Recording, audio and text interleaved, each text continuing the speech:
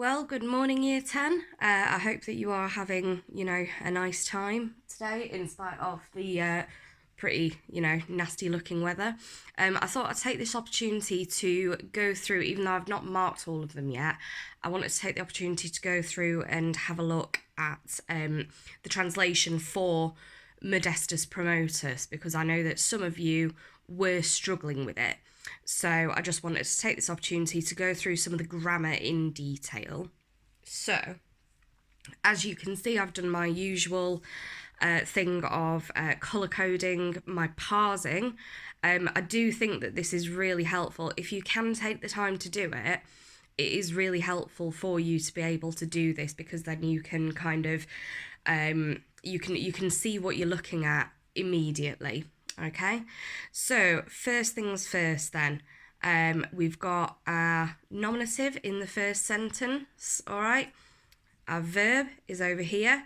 Now, the first thing that I've noticed about the verb is that it is a subjunctive, okay? So when I leap back to the beginning, I can tell that this cum isn't going to be with, it's going to be when, all right? So, when Strithio was looking for dinner and his friends, nominative, 10 Britons, we've got another section of a sentence here. Ducti, I can tell, is a participle, all right? It's a perfect passive participle. So, having been led by the Corbricks, we're approaching to the camp cautiously, all right? So, what you will also notice here is that where Corbrigay is ablative, all right? Now, the reason that this is ablative is because we have we've got a particle here that means by, all right?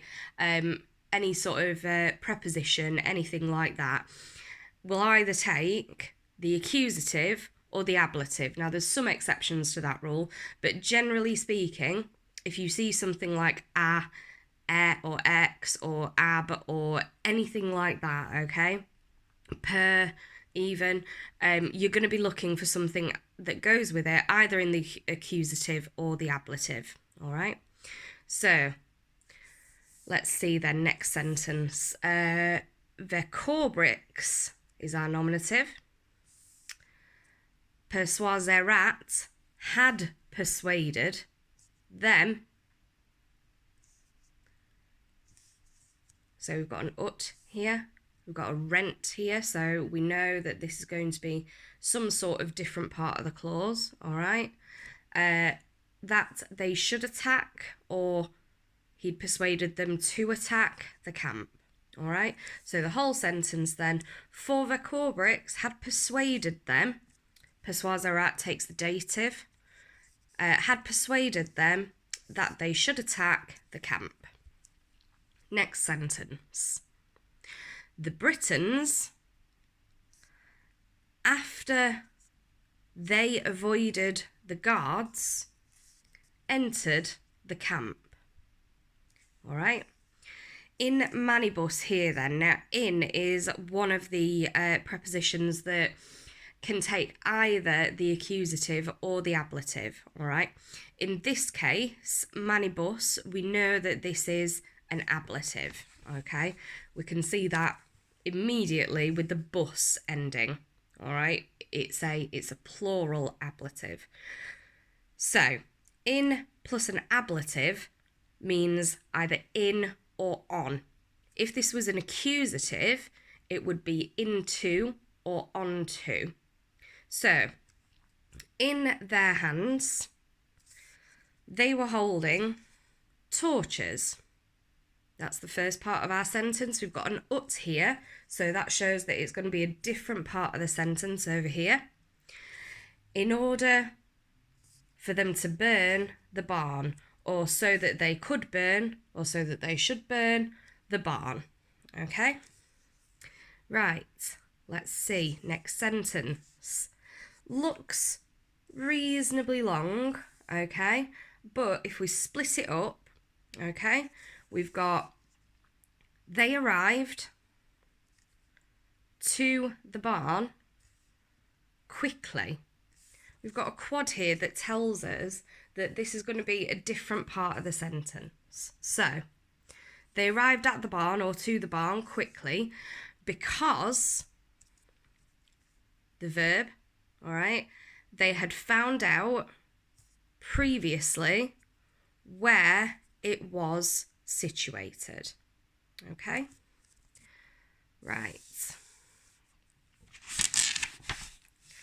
Next up then. So, nominative. Modestus, unaware of the arrival of the Britons, was sitting in a barn. Now you can see I've almost read that off the page in the order that it's actually there, all right? Try not to sort of double think yourself or convince yourself out of an accurate translation, okay? It is quite important. So, let's see. Esurebat then is he was hungry, all right? But adeo modifies that, okay? So he was so greatly hungry. Now we know this is going to be a result clause, all right? That we've got paine desperaret. So he was almost despairing. De vita, about his life, okay? So, first bit of this sentence then, we're going to go straight to the verb here, prospiciebat. He was looking out through the opening. Good place for a participle here, present participle, waiting for the return of Strithio. All right? So, this is where this is quite a bit of complicated bit of speech in terms of grammar, okay? So I'm going to take it slow and go through it with you properly. So we've got, I am waiting for Strithio for 3 hours now, okay? So first things first, this verb, expecto, we know that that's in the present tense, but why is it in the present tense? It's not something that we would generally say is, I am waiting for Strithio for 3 hours now. It's what's called a historic present, okay?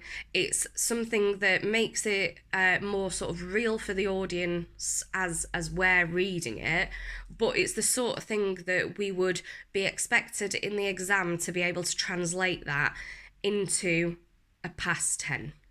Okay, so I have been waiting for Strithio for 3 hours now, okay? So you need to be able to recognise when it is a historic present, okay? But this is something that we will go through. We find it most often in stories, okay?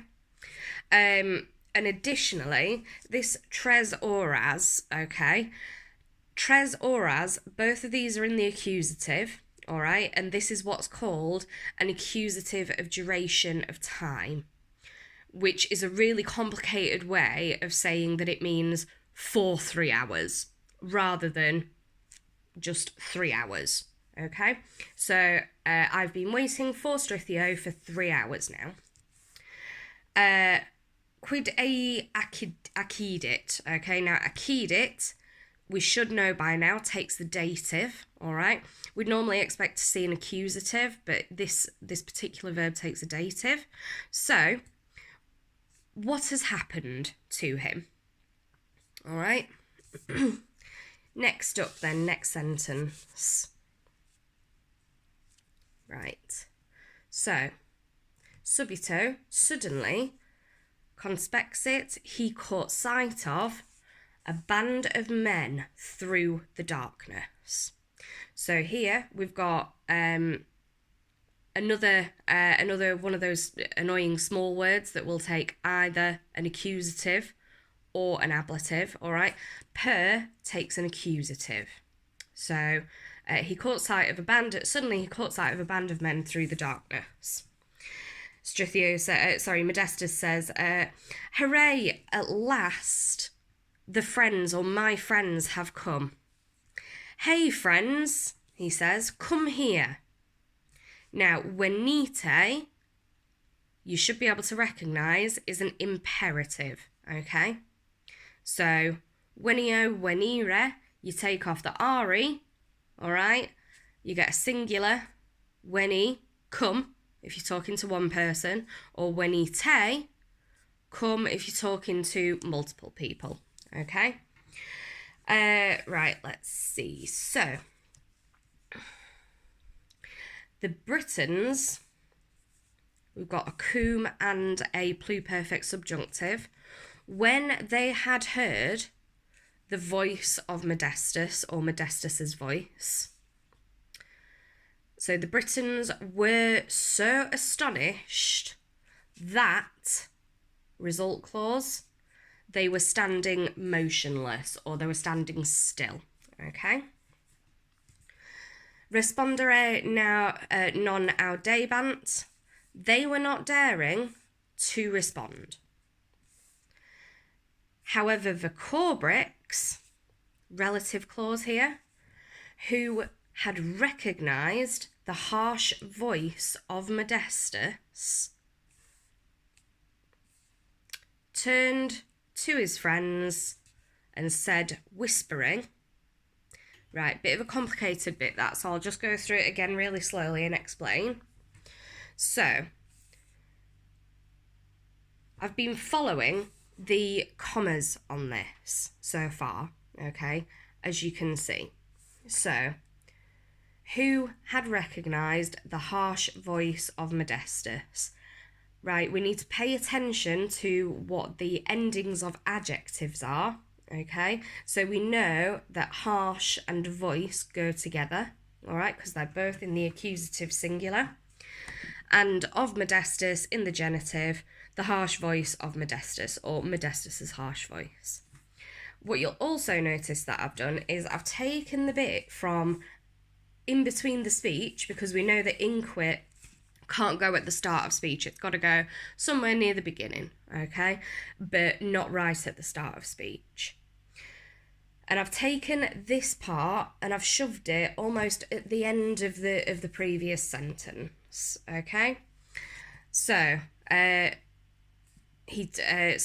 having turned to his friends, said, whispering, susurrans. So this is a Latin onomatopoeia, okay, because it sounds actually like what whispering sounds like, so that makes it onomatopoeic.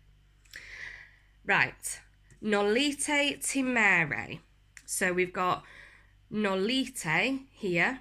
Now you should remember that this is a prohibition, all right? A prohibition is when you're telling someone not to do something, okay? And this is plural, okay? So if you were talking to one person and you wanted to say don't, you would say nolli. If as the Corbrix is, you are talking to multiple people, you say nolite. Now, what you might be wondering is why timere is an infinitive here, okay? And that's because anything like nollo and wallow and those ones, okay, they all have an infinitive, all right, after them. So, don't be afraid, all right? In the nominative, we've got this soldier is well known, mihi in the dative, to me. Right. Stultior here, all right, and asinos, all right. So asinos is a donkey or an ass. Stultior is more stupid. We know that this eor here tells us that it's a comparative adjective, all right. We've got est and than, all right. So if we're going to see a comparative and a than in there, this shouldn't pose too many problems. So we'll start with our verb, all right. He is more stupid than an ass. Right. let's have a look at this next bit of this sentence here. Nobis nocere non potest. Right. The first thing that you probably need to be aware of is that noceo, as I've written here, all right, noceo takes a dative object. It doesn't take an accusative, all right? So, non potest, he is not able to hurt nobis, us, okay? Hopefully that's not too complex for you. So, next we've got, then the Britons crawled through the opening in silence, okay? Again, we've got a preposition here, per, which takes, as I've said previously, the accusative, all right? Doesn't take an ablative, it takes an accusative. Simulacque intraverunt, as soon as they entered, Modestus went to meet them. Notice that I've stopped at the comma, all right?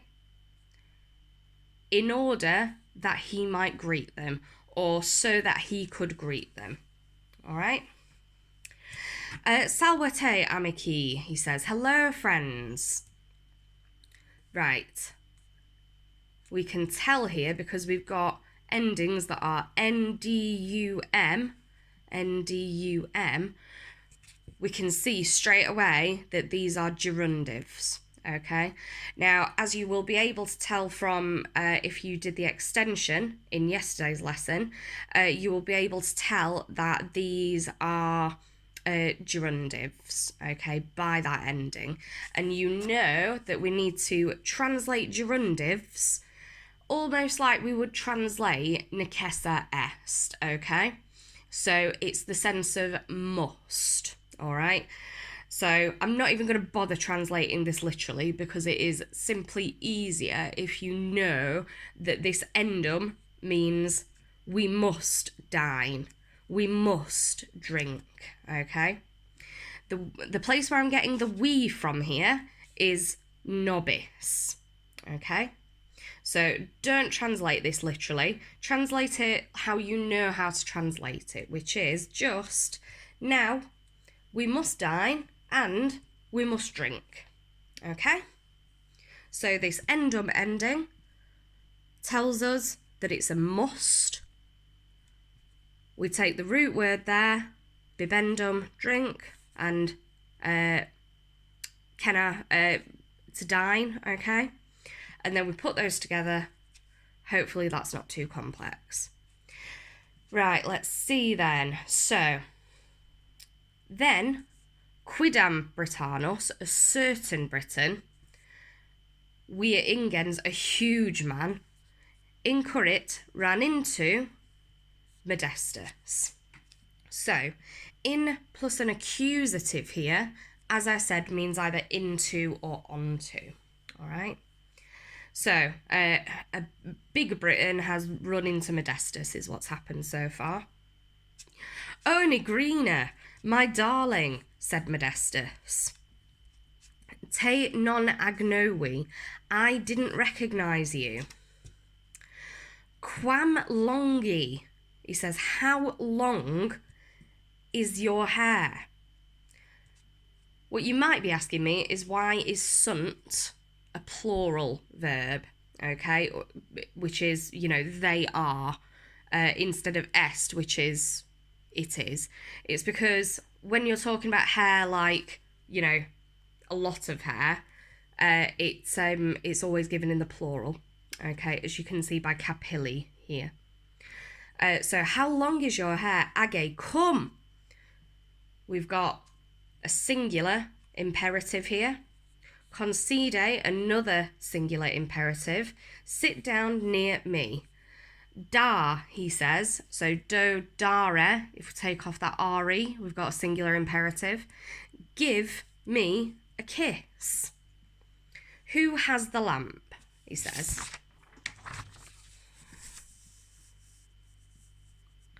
Right. The Corbricks, when when he had heard Modestus asking for a lamp, ordered the Britons to light the torches. Right, bit of a longer sentence there, so let's break it down and go through it, all right? We've got our main clause, all right, which is split up a bit, all right? We can tell that this cum clause is kind of enclosed by the cum and the pluperfect subjunctive here, all right? So we know that that can sort of almost sit on its own, all right? Imperavit takes a dative, okay? Impero takes a dative instead of an accusative.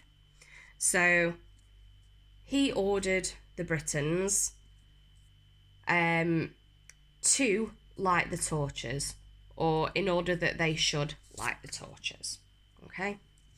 So let me just read that through again. Vercobrix, when he had heard Modestus, present participle, asking for a lamp. So Vercobrix ordered the Britons to light the torches. Right, next one then. We've got a PPP here, all right, which can almost take the part of a verb here. So Modestus, having caught sight of Vercobrix and the Britons, paled. The immortal gods, he said. Nigrina went away. The Britons appeared. Mihi effugiendum est statim. I must escape at once. So that was Modestus, what are we on? Modestus Promotus. Yes, Modestus Promotus 1. Okay. Modestus Promotus 2, I'm going to give you a bit of a start on it, all right? We'll start going through it, and then I want you to have a go at the rest of the translation on your own, okay? Hopefully by me going through some of it, it should give you a bit of a better start, okay? So I'm going to go through about, I don't know, 7-ish lines maybe. So, Vercobrix, however, ordered his men to arrest Modestus, or ordered his men that they should arrest Modestus. This sentence could possibly give you a little bit of trouble, okay? So, one from the Britons, or one man from the Britons, as I would probably translate it, if we have an adjective on its own, it can be kind of like juvenis, okay? So juvenis means young man, but juvenis on its own can just mean young, all right? It's one of the, it's sort of where you describe an aspect of somebody, but you're meaning the person. So if we said the rich, rich is an adjective, but we do mean rich people, okay? One from the Britons approached Modestus. We've got Britannis, all right? So or X takes an ablative here rather than an accusative. So one man from the Britons approached Modestus in order to bind him, okay, or in order that he should bind him, or so that he could bind him, okay, bind him up in chains or whatever, obviously, okay. Tamen fax, the torch, however, relative clause here, beginning with quam, which he was holding, set fire to the tunic of Modestus by chance. So this Briton, this British man, has accidentally set fire to poor, silly Modestus. Stuff these guys get up to, honestly. So, oh no, he howled. Ululawit, again, you might have noticed, is an onomatopoeia, okay? I will never forget the first time that I learnt the word ulalo, because it was, we were talking about the Aeneid when I was studying it at GCSE, and the bit where Dido kind of drags Aeneas into a cave to have a wicked way with him, and the goddesses kind of have a bit of almost a marriage thing, and they talk about the ululating nymphs. It's just one of those things that's always stuck in my head. Reminds me a bit of Whitney Houston singing. Don't know why, but yeah. Anyway, so, oh no, he howled. I'm on fire. The flames are devouring me. Okay, so then got a perfect passive participle here. Having escaped from the hands of the Britons, he fled headlong. So he ran away as soon as he'd escaped from out of the clutches of the Britons. As soon as he broke away through the opening, he met Strithio and his friends. So, next up, we've got a bit of a mess of a sentence here, and it's a little bit long. So, let's revert back to what we always need to do, which is, if we can't see a nominative, let's go verb first. He snatched, all right, the jar of wine from the hands of Aulus. We've got an et here, which shows that we're going to be moving on to a different clause. And he poured the wine onto his tunic. So, in tunicam here, if it's in plus an accusative, it means into or onto. All right? Modestus is insane, exclaimed Strithio, astonished. Right, I think that what we will do is leave it there. What I would like you to do for the rest of the lesson, and possibly next lesson as well, is have a go at the rest of Modestus Promotus, okay? If there are any questions that you've got, if there's something that you're getting stuck on, something that you just really don't understand, I want you to make sure that you do try and get in touch with me, okay? As for the rest of the lesson, okay, have a good time trying to translate the exploits of Modestus and Strithio, and hopefully I will receive your work in next lesson. Thanks.